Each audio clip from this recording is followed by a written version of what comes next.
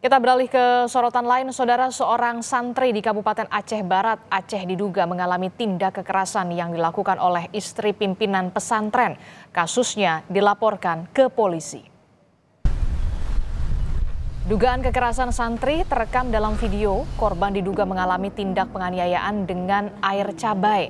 Berdasarkan keterangan dari korban, ia mendapatkan tindak penganiayaan setelah ketahuan merokok di lingkungan pesantren. Tidak terima anaknya dianiaya, orang tua santri melaporkan istri pimpinan Ponpes ke Polres Aceh Barat.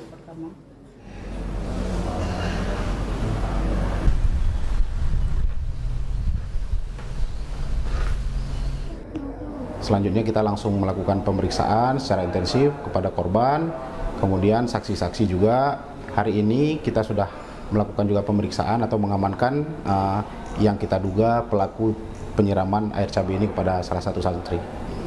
Ini akan kita dalami apakah ini memang SOP di daerah tersebut atau ini memang perbuatan yang melanggar hukum.